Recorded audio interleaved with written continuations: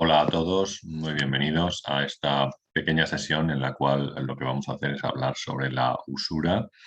Vamos a intentar hacer una historia, bueno, resumida, con diferentes aspectos en los cuales podamos tratar este tema de la usura, que a mí me ha resultado interesante, sobre todo leyendo este libro que tengo en mis manos, que se llama El Don, de Lewis Hyde, y lleva el subtítulo de El espíritu creativo frente al mercantilismo.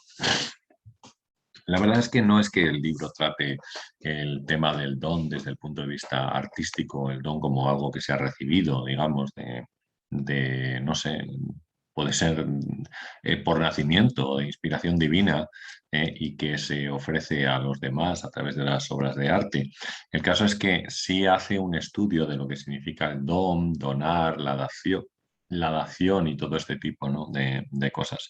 Y claro, al contemplar esta idea del don, yo creo que tendríamos que tener en cuenta también qué es la usura, de dónde viene, cuál es su origen y cómo se ha ido estableciendo a lo largo de la historia para, yo que sé, quedarse en nuestro mundo moderno en cualquier momento que vayamos al banco a pedir un préstamo o cualquier cosa de ese tipo, ¿no? Entonces, quizás estaría bien, los que os vayáis incorporando a esta pequeña charla, que pongáis vuestros comentarios o dejéis vuestros comentarios o podéis comentar en el chat algunas de las cosas que vamos o que van surgiendo a lo largo del tiempo que nosotros vamos a dedicar a hablar sobre la usura, que también conectaremos después, más tarde, con un libro de Peter Sloterdijk que se llama El imperativo estético, porque como veremos, la usura tiene una cierta conexión con la permisividad que va a otorgar la Iglesia Católica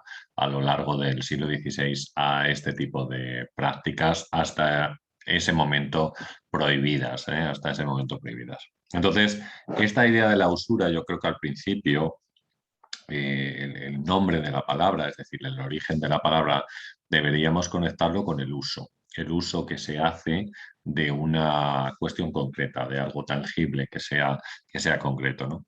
La conversión primitiva o la diferencia entre el don y la usura, nos dice Lewis Hyde, se establece por primera vez en el derecho romano, donde usura significa originariamente el cobro por el préstamo de un bien fungible. Es decir, alguien le deja algo a otra persona y después ese préstamo se cobra con un cierto interés, digámoslo de esa manera.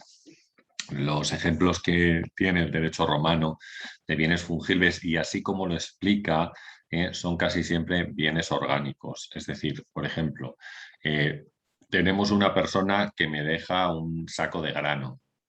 Con ese saco de grano, yo lo que voy a hacer es cultivar la tierra y esa tierra se va a incrementar, es decir, me va a ofrecer un grano mucho mayor del que a mí me dieron a través del uso que yo hago de él, ¿no? Por ejemplo, si un hombre pide prestado una fanega de grano de trigo para la siembra, el uso del préstamo se consume, o sea, lo consume, lo siembra, ¿no?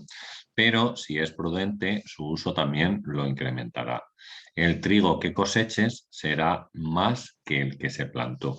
Y cuando devuelve esta persona la fanega de trigo que le había pedido prestada a quien fuera, incluye también la usura, es decir, el fruto de su uso, un poco más que lo que le dieron, ¿no? Si ambos lados del intercambio, dice Lewis Hyde, se consideran como dones, la usura en sí, en este caso, sería una expresión de gratitud por el préstamo realizado, ¿vale? De esa persona que le ha dejado eso, ¿no? Así pues, por tanto, esta idea de usura, como veis, aparece cuando la vida espiritual, la moral y la económica comienzan a separarse unas de otras. Probablemente en el momento en el que se inicia el comercio con el exterior. Es decir, porque el préstamo entre conocidos, sabéis, en teoría no llevaba ningún interés antiguamente y así lo hacían las tribus, ¿no?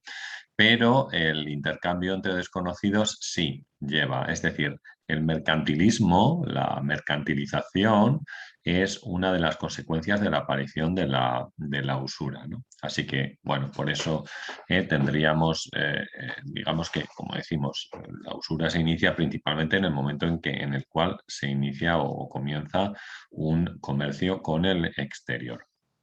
Cuando se inicia el comercio con el exterior, se da la tendencia a diferenciar el incremento material del incremento social y espiritual. Y aparece un lenguaje de tipo comercial para expresar esta diferencia. Cuando el intercambio no conecta ya a una persona con otra, si cuando el espíritu del don está ausente, del don se entiende como un regalo que tú haces a otra persona, lo que aparece no es un incremento entre los participantes del don, sino la usura, ¿no? Entre lo que ya definiríamos como acreedores y deudores. Bien, Aristóteles se refería ya a la usura en su libro sobre política, ¿no? Y la verdad es que no la dejaba muy bien parada, no es algo que a Aristóteles le gustara bastante. Decía Aristóteles que había dos tipos de adquisición de bienes. Uno forma parte de la administración doméstica y el otro es comercio, ¿vale? El uno, el de la administración doméstica, es necesario en esto, mientras que el otro, que consiste en el tráfico de mercancías, se censura con razón, puesto que no es natural, decía Aristóteles, y sí un modo por medio del cual los hombres se benefician los unos de los otros. Con el mayor de los motivos, el tipo más despreciado, dice Aristóteles, es la usura, que proporciona un beneficio a partir del dinero mismo y no de un fin natural, ya que el dinero se debió de utilizar en el cambio y no para acrecentar el interés. Bueno, yo creo que esto tiene que ver también con la idea de moral, ¿no? Que tiene Aristóteles, ¿no? Como veis, es decir, este incremento de dinero no es un fin natural, ¿no? Sino que está buscando, pues eso, el acrecentamiento del interés por parte de una de las partes, una de las personas, ¿no? Y ese término interés, nos dice Aristóteles, que se refiere al dinero engendrado por el dinero, se aplica a la reproducción del dinero, porque los hijos se parecen a los padres. Dice, así, de todos los tipos de adquisición de bienes, este es el más contrario a la naturaleza. Eso es lo que nos comentaba Aristóteles. Ten en cuenta que este tema de la usura no es que surja eh, eh, bueno, quiero decir que antiguamente a la llegada de la civilización y a la mercantilización no es una cosa que esté extendida de ninguna manera, sino que como vemos, algunos van apuntando a que exista esta opción o esta posibilidad. Sí me interesa que Aristóteles, por ejemplo, hace una diferencia entre lo que es la administración doméstica, es decir, el uso de los bienes de la casa, y el comercio, ¿no? Y el comercio sería un mundo aparte en el cual ya no entran los dones, sino que lo que entra son los productos. Por esos productos tenemos que pagar,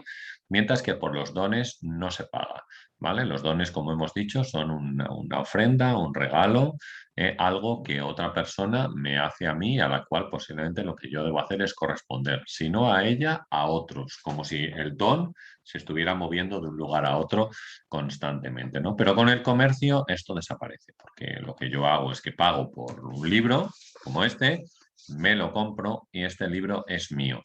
Sí puedo ejercer el don y dárselo a otra persona, es decir, regalarle este libro y decir, oye, mira, pues la verdad es que quiero que lo tengas tú porque me parece maravilloso, ¿vale?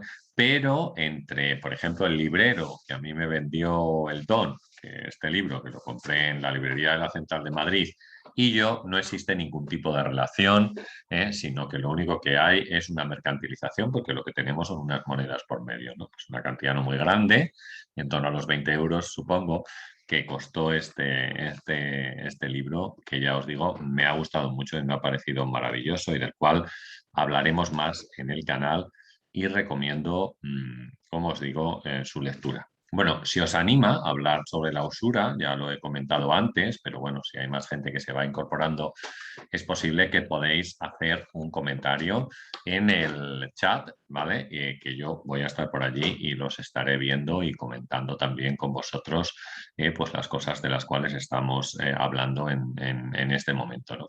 También podéis dejar un like o, por supuesto, si es la primera vez que os acercáis, pues podéis suscribiros al canal y activar la campanita o colaborar con el canal de alguna de las maneras que tenemos, ¿no? Bien, por ejemplo, pues como miembros del mismo, o bien al que le anime, pues puede dejar un super chat o un sticker que siempre será muy agradecido, ¿no? Bien, continuamos con la Biblia. En este caso nos vamos al Deuteronomio porque, digamos, es un poco la referencia a la hora de hablar sobre la usura. Y digamos que lo que decía el Deuteronomio marcó un poco el funcionamiento de la Iglesia Católica prácticamente hasta el siglo XVI, ¿no? El Deuteronomio entonces nos habla de la usura y dice lo siguiente: no cobrarás intereses a tu hermano, ni sobre el dinero prestado, ni sobre los alimentos prestados, ni sobre cualquier préstamo que produzca intereses, ¿vale? Así que más o menos lo que hacía el Deuteronomio era prohibir la usura o el préstamo con interés, ¿no? Digamos. Dice el Deuteronomio, en cambio, que podrás cobrar ese interés a los extranjeros, pero tu hermano no le cobrarás los intereses, para que te bendiga el Señor tu Dios en todas tus empresas en la tierra a donde vas a tomar posesión. Yo creo además que luego el mensaje de Jesucristo, como sabemos, insiste bastante en este tema, en el compartir, ¿no? En el hacerse cargo, en lo que sería el don, no la usura, el darse a los demás, ¿no? O dar a los demás todo tipo de cosas que ellos puedan necesitar, ¿no? Pero como vemos en el Antiguo Testamento hace una diferencia entre el ámbito familiar, digamos, el ámbito que está más cercano a nosotros, y el ámbito de las personas que no conocemos, a las cuales, ¿vale? Sí se les puede cobrar interés, eso es lo que dice el Deuteronomio, mientras que dentro del ámbito familiar, pues estaría más o menos prohibido, según la ley de Moisés, como decimos. Sin embargo, lo cierto es que rara vez, digamos, en esa época surgía la ocasión de hacer un préstamo con interés a un enemigo declarado, ¿vale? Un enemigo declarado. Quizás el único ejemplo que nosotros tenemos, así como algo que podría requerir de una financiación en una lucha que llevaría a los católicos, en este caso, contra el enemigo, podrían ser las cruzadas, ¿vale? Las cruzadas. Para las cruzadas sí se necesitaba financiación, porque al final hay que pagar un ejército, hay que mover el ejército, bueno, ya sabéis que todo ese tipo de cosas cuestan dinero.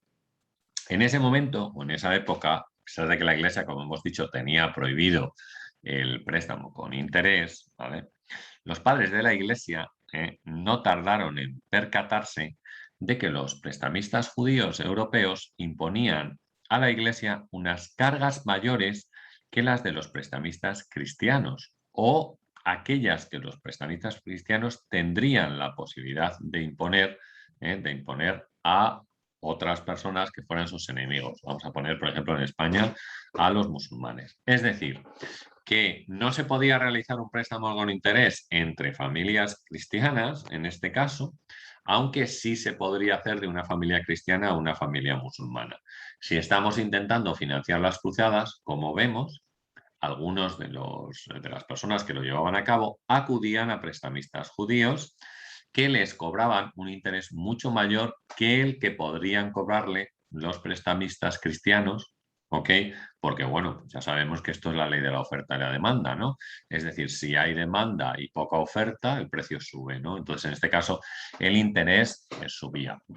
Esto es algo de lo cual se percataban, como hemos dicho ya, los padres de la Iglesia, ¿no? A la hora de financiar las cruzadas, suponemos que para la recuperación de los santos lugares, entre ellos Jerusalén. Digo esto porque en España, sabéis, que las cruzadas como tal, la gente española no participó en las cruzadas porque los musulmanes en España estaban en el sur y lo que trataron los católicos en ese momento, del norte de España principalmente, fue conquistar el territorio, expulsando, como sabemos, a los musulmanes o conquistando la última ciudad musulmana en el año 1492, que sería el 2 de enero, que sería la ciudad de Granada, como sabéis, ¿no? Bien, entonces, partiendo de esta idea de que los prestamistas judíos cobraban un interés mayor, es la usura de puertas para adentro, en este caso, la que quiebra la fraternidad. Eso nos dice Lewis Hyde, ¿no? Es decir, si existiera usura entre esos cristianos que se prestan el dinero, esa fraternidad quedaría quebrada, ¿no? Quedaría quebrada. Y además haría que se perdiera la guerra, al perder la fraternidad entre los diferentes hermanos de la comunidad, ¿no? Es decir, es la usura de puertas adentro la que quiebra la fraternidad y pierde la guerra, ¿vale? La Iglesia entonces acabó prohibiendo toda usura con tal de cerrar filas, ¿no? Cerrar filas. De hecho, hay una bula concedida en el año 1145 por el Papa Eugenio III, que vincula de forma clara una renovada prohibición de la usura con el problema que estamos hablando de la financiación de las cruzadas, ¿no? De las cruzadas. Aunque esta postura, como vamos a ver con el paso del tiempo, ahora lo veremos, va a cambiar, ¿no? Los Montes de Piedad, de hecho, se establecieron y el Papa León X aprobó de manera oficial en el año 1515, ¿vale?, una bula en la cual decía que se podrían cobrar intereses. En principio, para mantener el local y pagar el sueldo de los empleados. Es decir, digamos que se establece como una especie de banco en el cual se pueden cobrar intereses, pero que la idea de estos intereses no sea el enriquecimiento personal, sino que sea para el mantenimiento del local y el pago de los empleados que trabajan en ese lugar, ¿no? O sea que esa sería la idea de esta bula del año 1500. No se llamaría de esta manera usura, sino una compensación a través de estos montes de piedad por daños y perjuicios, ¿no? Una tasa que cubriría el riesgo que implicaba hacer un préstamo, es decir, la pérdida de aquello que habría producido el dinero de no haberlo prestado y, como decimos, los salarios de las personas, de los prestamistas que trabajaban allí, ¿no? Bien, la mala fe sospecha que es un don. Bueno, la mala fe en sí es una sospecha que nos lleva a pensar que un don no retornará. Si alguien está actuando de mala fe, como bien sabéis, nos referimos a él de esa manera. Es decir, tenemos una sospecha de que no está haciendo las cosas correctamente, que nos puede engañar o traicionar, ¿no? Así que yo creo que la idea esa de que si yo tengo un don una especie de donativo o don a una persona y espero que ella me devuelva algo, la mala fe sería la sospecha de que esa persona no va a retornar ese don de una u otra manera, ¿no? Es decir, la mala fe significa que las cosas no van a funcionar como deben, que existe una escasez tan grande en el mundo que devorará cualquier don que aparezca, ¿no? Es decir, en esta mala fe es donde el círculo se rompe.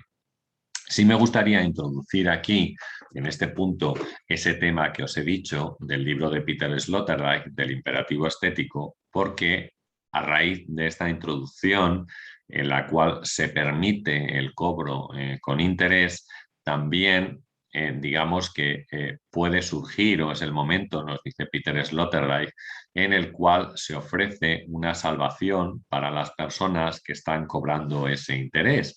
Y dice Peter Sloterdijk que sí, que haciendo una diferencia entre el cielo y el infierno, se introduciría un lugar en el cual algunas personas deben ir a penar, a pasar un tiempo de pena antes de ir al cielo, que sería el purgatorio. Si el purgatorio es un lugar o un ámbito en el cual Jesucristo, por ejemplo, jamás se refiere en el Nuevo Testamento, sino que sería una especie invención posterior que sirve, como decimos, para un tipo de pecados que no son pecados excesivamente graves, no son pecados de tipo mortal y que, como os digo, pasando un tiempo, penando un tiempo en ese lugar, después alcanzaríamos la gloria. Dentro de esa idea que introduce también Peter Sloterdijk, tendríamos a la usura, ¿no? Y tendríamos el préstamo con interés. Es decir, es un pecado, pero al mismo tiempo se produce una mercantilización y la mercantilización lleva a que cada vez más surjan bancos, prestamistas o personas que prestan dinero con interés. Está prohibido por la Biblia, pero pasando un tiempo en el purgatorio, ese pecado se puede curar. Es decir, es como una tercera vía que se nos ofrece o que se le ofrece a diferentes personas que tenían, digamos, pues miedo a la condenación eterna y que en este caso se les ofrece la oportunidad de seguir desarrollando su trabajo de forma normal, ¿vale? Y al mismo tiempo poder llegar a una salvación que hasta entonces estaba vedada para ellos porque tendrían que ir al infierno, ¿no? Así que yo creo que por ahí también es un punto interesante que, como os digo, nos ofrece Peter Sloterdijk y que nosotros aquí en el canal hemos utilizado en alguna ocasión para buscar una tercera vía también que tuviera que ver con la ecología. Así lo plantea Peter Sloterdijk en el libro y así lo podemos ver nosotros, es decir, frente a aquellas personas que dicen que el tema del calentamiento global no existe, que todo es un invento y todo esto, o aquellas personas que están tremendamente a favor del calentamiento global, de la destrucción del planeta y de todo este tipo de cosas, tendríamos una tercera vía para cualquier persona que tendría que ver con, bueno, pues la oportunidad que tenemos de reciclar, de cambiar las cosas, de dar un nuevo uso a todo esa a todos los plásticos, a todos los bienes que nosotros usamos a través del reciclaje, ¿no? Con lo cual, en realidad estamos realizando un don también, ¿no? Porque nuestro don es que, como decimos, los dones vienen de algo y van a otro lado, ¿no? Puede ser que se haga un retorno a la misma persona que nos lo dio o que se reparta entre otras personas. Así lo dice Lewis Hyde, ¿no? Entonces, si imaginamos, por ejemplo, que la naturaleza nos ofrece a nosotros toda una serie de dones de los cuales podemos disfrutar, ¿vale? Entre ellos, pues eso, como decimos, los plásticos o el reciclaje de, yo qué sé, de objetos de estos televisores, radios, teléfonos y todo este tipo de cosas. Es decir, todo eso sale de la naturaleza porque son materiales que vienen de la naturaleza, ¿no? Nosotros lo que hacemos con el reciclaje es ofrecer la oportunidad de volver el don que la naturaleza nos ha hecho para que esos objetos, esos materiales de los cuales están hechos esos objetos puedan tener una nueva vida, ¿no? Y no queden desperdiciados, ¿no? Y esquilmados, de manera que no se puedan volver a utilizar. Así que yo creo que por ahí es un poco por donde hay que ver la lectura esta de la idea del purgatorio, que, como os digo, surgiría en ese momento también en el siglo XVI y quizás podríamos aplicarlo a un tema que tuviera que ver con la ecología ahora en nuestro tiempo, ¿no? Bien, nos indica Lewis Hyde, continuando con el tema de la usura, cómo se planteaba la usura, tanto, bueno, pues digamos, la filosofía o la teología protestante, si queréis, ¿no? Hace alusión en algunos momentos del libro a Lutero, ¿vale? Que le preguntan directamente cuál es su opinión, pero a mí me interesaba más lo que decía Calvino sobre el tema.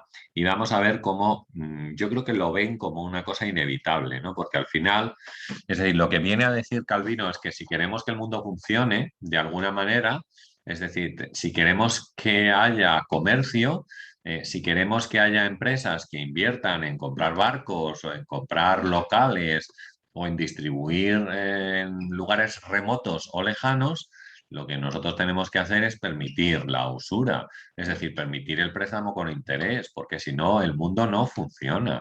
¿Vale? Es decir, el mundo no se mueve la economía, no se crean puestos de trabajo, ¿vale? Eso es un poco lo que viene a decir Calvino, ¿no? Decimos y leemos, ¿no? Calvino se opone a Aristóteles cuando dice ciertamente que si cerramos el dinero en una caja, ¿vale? En una caja fuerte ese dinero será completamente estéril, ¿no? Es decir, esto decía Calvino que hasta un niño alcanza a verlo. Es decir, si metemos el dinero debajo del colchón, pues la verdad es que no produce ningún interés, ¿no? Dice, ahora bien, dice Calvino, quien viniera a pedirme un préstamo no pretendería mantener ese dinero ocioso y no ganar nada. Si alguien me viene y me va a pedir un préstamo, es para algo, es para comprar un bien, ¿no? Que a lo mejor yo voy a emplear después en el comercio o lo que sea. No sé, imagina que yo voy al banco y le digo, "Oye, mire, quiero una hipoteca, porque es que lo que quiero es comprar una casa, ¿no? Es decir, ¿para qué quiero el dinero? ¿Para tenerlo yo y guardarlo y no hacer nada con él? No, lo voy a emplear en un bien que puede ser comercial, como os digo, oye, me voy a comprar un barco, una furgoneta para la distribución de productos, ¿vale? Porque soy repartidor de Amazon, o lo que voy a hacer pues es no dejarlo en casa, ¿no? No dejarlo sin nada, porque entonces el banco me dirá, oiga, mire, pues no le voy a dar el dinero, ¿no? Así que bueno, pues Calvino decía esto, que no pretenderemos mantener el dinero ocioso y no ganar nada, ¿no? Por tanto, la persona que hace el préstamo de ese dinero lo entrega porque esa persona digamos que va a emplear ese dinero en conseguir un interés, en conseguir un beneficio, ¿no? Es decir, el beneficio no reside en el dinero en sí, dice Calvino, sino en el retorno que se produce a partir de ese uso, es decir, en el retorno que podemos recibir una vez que esa persona ha obtenido el beneficio correspondiente después de realizar la inversión, ¿no? Que así yo creo que sería. Así que viéndolo desde ese punto de vista, ¿sabéis? Es decir, digo, en este caso protestante, que es el que tiene Calvino, no parece que se salga mucho de la lógica que nosotros tenemos en nuestra vida habitual, ¿no? En nuestra vida diaria. Está claro que el préstamo que nos hace un banco no es un don, ¿vale? No es un don porque no, digamos que hay que devolverlo, tenemos la obligación de devolverlo y además de devolverlo tenemos que devolverlo con un interés. Se supone que ese interés no debe ser abusivo, ¿sabéis? Quiero decir que debe ser un interés más o menos, ¿no?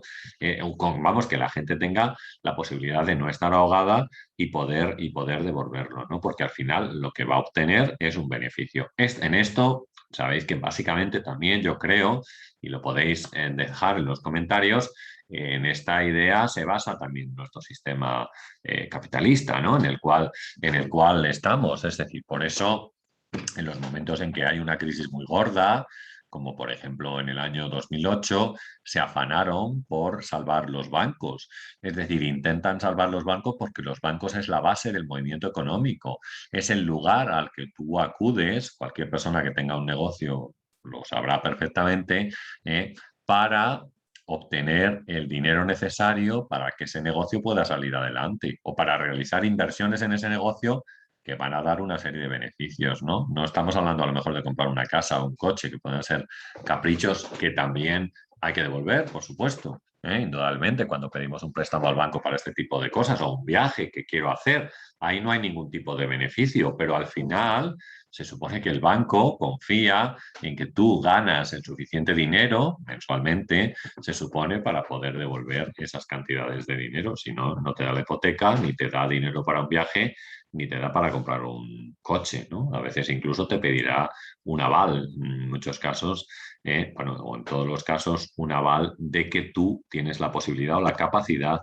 para devolver ese dinero, ¿no? Pero en los negocios, como decimos, en muchos casos, se asume un riesgo también, tanto por parte del prestamista como por parte de la persona que recibe el préstamo y que puede obtener un beneficio, oye, o no, ¿vale? Y entonces la devolución en muchos casos se hace más complicada, ¿no? Por eso yo digo que la visión desde el punto de vista protestante sabéis que tiene mucho que ver con el desarrollo individual de la persona, en primer lugar, triunfo personal de la persona, en segundo lugar, y después, bueno, pues con el desarrollo de ese triunfo va a llegar o puede llegar a partir de los negocios, a partir de pues no sé, el éxito personal en el desarrollo de un negocio, de una empresa, de un trabajo o de lo que sea, ¿no? O sea que eso es, ¿no? Estos países, ¿no? Como Holanda o Reino Unido o por supuesto Estados Unidos, que es un país de raíz protestante donde el capitalismo está mucho más avanzado, digamos, o tiene grados de comprensión mucho mayor que a lo mejor en otros lugares de raíz católica, ¿vale? O sea que, bueno, eso es. Con esta versión mercantilista, entonces, perdón, con esta misma versión mercantilista, un parlamentario británico en el año 1571 decía que mejor era consentir la usura o que se permita un poco de usura, así decía él, que retirar por completo y prohibir el comercio que a duras penas se podrá mantener en general sin esto, es decir, sin el préstamo de dinero para poder hacer crecer nuestras empresas, ¿no? Dice, allí donde el comercio no se alimenta o no alimenta un espíritu común y donde la vida social toma su estilo de mercado, ¿vale? El intercambio de mercancías sí que parece imitar las funciones del intercambio de dones, pero en este caso decimos, con dinero por medio, ¿no? Sería el cambio. Calvino, dice Lewis Hyde, tiene razón. Nuestra relación no es la misma que la que tenían los antiguos judíos. Es decir, lo que dice Calvino es que la relación fraternal que nosotros podemos tener, la relación que tenemos en nuestra vida habitual, no es la misma que existía antiguamente. Es decir, ya no vivimos en tribus ni nada parecido, en los cuales todos los familiares pues se conocen entre ellos. Es cierto que podemos tener una relación mayor con un grupo de familiares o con un grupo de amigos escogidos, vamos a decir, pero la relación que nosotros tenemos en nuestra vida habitual con el resto de la gente es, por supuesto, cada vez más individualista. Por tanto, no es que sean extranjeros estas personas, pero sí los vemos como desconocidos, ¿no? Como personas en las cuales no debemos poner nuestra total confianza, porque en muchos casos, si es un préstamo, el don que estamos haciendo, podemos perder, ¿no? Así yo creo que más o menos sería un poco resumido, ¿no? Y está en lo cierto, ¿no? Dice Lewis Hyde, ¿no? Es decir, digamos que el mantenerse o el mantener o este tipo de relación hace que en realidad al final la relación comercial, no el don en sí, sino la relación comercial se incremente, ¿vale? Que es un poco lo que nos lleva ahora mismo, como decimos, a leyes de oferta y demanda o al préstamo con interés, que es una cosa muy habitual o lo más habitual en nuestra vida o en el sentido común. Bueno, simplemente quería, bueno, contaros estas cosas que me han parecido curiosas, interesantes, sobre todo haciendo un poquito de historia, relacionándolo con temas, que sabéis que la usura, como hemos dicho, estaba prohibida por la Iglesia Católica, como veis, hasta un cierto momento en el cual van a llegar a una reflexión que les lleva a permitir ciertos tipos de préstamo, ¿vale? En los cuales pues esa idea fraternal se siguiera manteniendo una idea fraternal que ahora ya no tenemos, digamos, bueno, que podemos tener. O sea, de hecho, hay mucha gente que la tiene porque mucha gente entrega sus dones a otras personas de forma fraternal, como decimos, pero lo cierto es que cada vez caminamos más hacia una corriente individualista y esta corriente individualista nos lleva indudablemente a no, bueno, a incrementar pues este tipo de relación, ¿no? Como decimos, de préstamos con interés en muchos casos y de lo que se quería el uso, la usura, ¿vale? Esa devolución de un interés mayor, de un dinero mayor que el que nosotros recibimos, ¿no? Pero bueno, así hemos visto un poco en el derecho romano, hemos visto también lo que opinaba Aristóteles y demás. Bueno, os invito, como os digo, a dejar un comentario si os apetece. También, si os ha gustado el vídeo, pues nada, dejáis un like, que es una cosa que no cuesta nada y que podéis hacer. Y como siempre, os animo a suscribiros al canal, activar la campanita para que os avisen cada vez que hagamos un vídeo nuevo. Y bueno, para los que quieran, como hemos dicho, pues hay otras maneras de colaborar con el canal, como puede ser comprar alguno de los libros que hemos publicado,